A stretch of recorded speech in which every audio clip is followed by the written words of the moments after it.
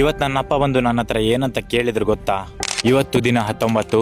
ನಮ್ಮ ಮನೇಲಿ ಕೇಳಿದರೆ ಈ ವಿಡಿಯೋಸ್ ಹಾಕೋದ್ರಿಂದ ಎಂತ ಶಾಟ ಸಿಗ್ತದ ನಿನಗೆ ಅಂತ.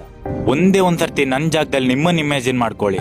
ನಾವೇ ಸ್ವಂತ ದುಡ್ದು ಜಿಮ್ ಮಾಡಿ ಡಯಟ್ ಮಾಡಿ ರಾತ್ರಿ ಚಳಿಯಲ್ಲಿ ಕಷ್ಟಪಟ್ಟು ಎಡಿಟ್ ಮಾಡಿ ಏನೋ ಒಂದು ಅಚೀವ್ ಮಾಡ್ಬೇಕಂತ ಕನಸು ಕಾಣೋದು. ಇವರು ಪೇರೆಂಟ್ಸ್ ಆಗಿ ಸಪೋರ್ಟ್ ಮಾಡದೆ ಈ ತರ ಎಲ್ಲ ಮಾತಾಡೋದು. ಇವ್ರು ಕೇಳಿದಾರಲ್ಲ ಏನ್ ಸಿಗ್ತದೆ ಅಂತ, ಏನ್ ಸಿಗ್ಬೋದು ಅಂತ ತೋರಿಸ್ತಾರೆ. ನನ್ನ ಜೇಬಿಗೆ 4 ರೂಪಾಯಿ ಬರೋದಿದ್ರು ನನ್ನ ಇಷ್ಟದ ಕೆಲಸದಿಂದಾನೇ ಬರ್ಬೇಕನ್ನೋದು ನನ್ನ ಆಸೆ. ಅದಕ್ಕಂತಾನೆ ಹೊಸ ಯೂಟ್ಯೂಬ್ ಚಾನಲ್ ಸ್ಟಾರ್ಟ್ ಮಾಡಿದ್ದೇನೆ. ಈಗ ಎಷ್ಟು ಕಷ್ಟ ಪಡ್ತಿದ್ದೇನೆ ಅದ್ರದ್ದು 10 ಪಟ್ಟು ಕಷ್ಟ ಪಡ್ಲಿಕ್ಕೆ ನಾ ರೆಡಿ ಇದ್ದೇನೆ. ನೀವೀಗೇನ್ ಸಪೋರ್ಟ್ ಮಾಡ್ತಿದ್ದೀರಾ ಅದ್ರ 10 ಪಟ್ಟು ಸಪೋರ್ಟ್ ಮಾಡಿ ಅಂತ ನಾನು ನಿಮ್ಮ ಹತ್ರ ಕೇಳ್ಕೊಳ್ತಿದ್ದೇನೆ. ನಾನು ಈ ಇನ್ಸ್ಟಾಗ್ರಾಮಿನ ಫಸ್ಟ್ ವಿಡಿಯೋನ್ನು ಇದ್ದೇ ಶರ್ಟ್ ಹಾಕೊಂಡ್ ಮಾಡಿದ್ದೆ.